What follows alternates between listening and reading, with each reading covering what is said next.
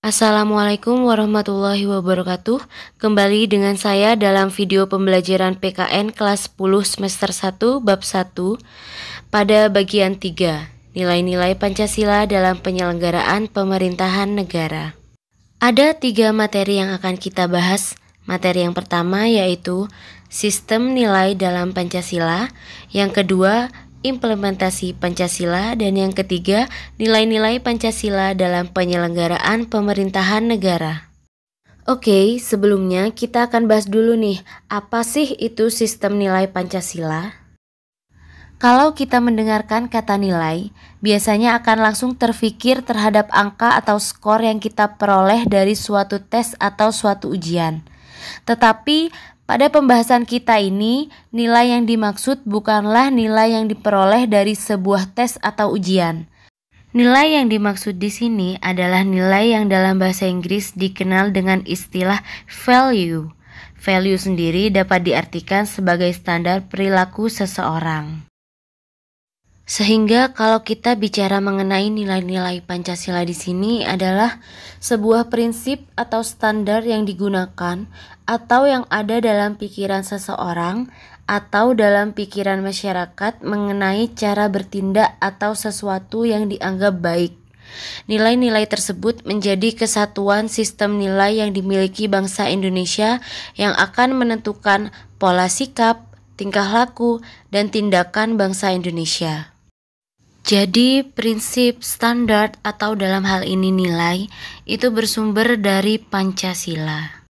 Profesor Dr. Noto Nagoro membagi nilai menjadi 3. Yang pertama ada nilai material, yaitu segala sesuatu yang berguna bagi manusia sehingga kita bisa menyatakan bahwa itu baik atau tidak baik, berguna atau tidak berguna. Yang kedua adalah nilai vital, yaitu segala sesuatu yang berguna bagi manusia untuk dapat mengadakan kegiatan atau untuk aktivitas, misalnya pakaian, makanan, dan rumah. Nilai yang ketiga yaitu nilai kerohanian, yaitu segala sesuatu yang berguna bagi manusia, misalnya agama atau ibadah. Selanjutnya yaitu implementasi Pancasila. Implementasi Pancasila itu dibagi menjadi 3 dimensi. Dimensi yang pertama adalah dimensi spiritual, yang kedua ada dimensi kultural, dan yang ketiga yaitu dimensi institusional. Dimensi spiritual memiliki makna bahwa Pancasila itu mengandung nilai-nilai keimanan dan ketakwaan terhadap Tuhan Yang Maha Esa, di mana nilai-nilai keimanan dan ketakwaan ini juga menjadi dasar atau landasan dari filsafat negara kita. Yang kedua, dimensi kultural. Nah, dimensi kultural ini memiliki makna Pancasila itu dijadikan pandangan hidup dan juga dasar negara kita. Yang terakhir yaitu dimensi institusional.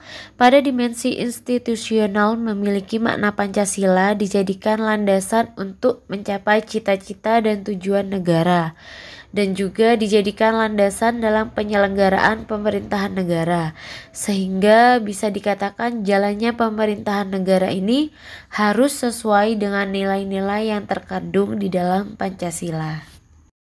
Bagian terakhir adalah mengenai nilai-nilai Pancasila dalam penyelenggaraan pemerintahan negara. Sila pertama adalah ketuhanan yang Maha Esa. Nilai pertama yang terkandung dalam sila ini adalah pengakuan terhadap adanya causa prima atau sebab pertama, yaitu Tuhan. Nilai yang kedua adalah kebebasan memeluk agama. Ini berarti negara itu menjamin kebebasan setiap warga negaranya untuk memeluk agama dan beribadah menurut agamanya masing-masing. Nilai yang ketiga adalah melarang ateisme. Sila ini menunjukkan kepada kita bahwa sebagai warga negara, kita itu wajib untuk memeluk agama sesuai dengan hukum yang berlaku. Yang keempat adalah menjamin toleransi. Negara wajib untuk menjamin adanya toleransi terhadap perbedaan dan kemajemukan yang ada di negara Indonesia. Yang kelima adalah negara memfasilitasi tumbuh kembangnya agama dan iman warga negara Indonesia, dan juga siap untuk menjadi mediator ketika terjadi konflik antar agama. Selain nilai-nilai tadi, Sebenarnya ketuhanan yang Maha Esa bukan hanya tercantum pada Pancasila saja, tetapi juga terdapat pada Undang-Undang Dasar Negara Republik Indonesia Pasal 29 ayat 1 yang menyatakan bahwa negara Indonesia berdasarkan atas ketuhanan yang Maha Esa. Hal ini menyebabkan setiap peraturan perundang-undangan atau aturan yang ada di Indonesia itu tidak boleh bertentangan dengan nilai-nilai keimanan atau ketakwaan terhadap Tuhan yang Maha Esa. Begitu juga dalam proses penyelenggaraan pemerintahan harus menjunjung tinggi nilai-nilai ketuhanan. Sila yang kedua yaitu kemanusiaan yang adil dan beradab, mengandung beberapa nilai. Yang pertama adalah hakikat manusia. Maksudnya kita itu harus memperlakukan manusia sebagaimana hakikatnya sebagai makhluk atau ciptaan Tuhan. Nilai yang kedua adalah kemerdekaan. Di sini Pancasila mengakui kemerdekaan setiap orang dan setiap bangsa. Kita juga tidak mengakui adanya perbudakan atau adanya penjajahan. Nilai yang ketiga adalah keadilan dan peradaban yang tidak lemah. Hal ini berarti Pancasila itu menginginkan adanya keadilan dan peradaban di negara kita. Keadilan ini harus direalisasikan dalam kehidupan bermasyarakat. Nilai yang keempat adalah beradab. Manusia yang beradab adalah manusia yang memiliki daya, cipta, rasa, karsa, dan keyakinan yang membedakan kita dari makhluk-makhluk ciptaan Tuhan yang lainnya. Dalam kaitannya dengan pelaksanaan dan penyelenggaraan negara, maka pemerintah harus senantiasa mengarahkan kepada tercapainya hakikat manusia yang beradab. Hal ini berarti negara harus memenuhi martabat manusia, hak-hak manusia, dan juga kemerdekaan manusia. Nilai sila ketiga yaitu Persatuan Indonesia. Negara Indonesia merupakan negara kebangsaan. Bangsa Indonesia yang memiliki keheterogenan suku, adat istiadat, bahasa daerah, dan agama mampu membangun sebuah negara kesatuan Republik Indonesia. Nah, nilai-nilai yang terkandung di dalamnya diantaranya ada nilai nasionalisme, yang kedua cinta bangsa dan tanah air, yang ketiga menggalang persatuan dan kesatuan bangsa, yang keempat menghilangkan penonjolan kekuatan atau kekuasaan, keturunan, dan perbedaan warna kulit, yang kelima yaitu menumbuhkan rasa senasib dan sepenanggungan. Sila keempat yaitu kerakyatan yang dipimpin oleh hikmat kebijaksanaan dalam permusyawaratan perwakilan. Sila keempat Pancasila menghendaki adanya musyawarah mufakat.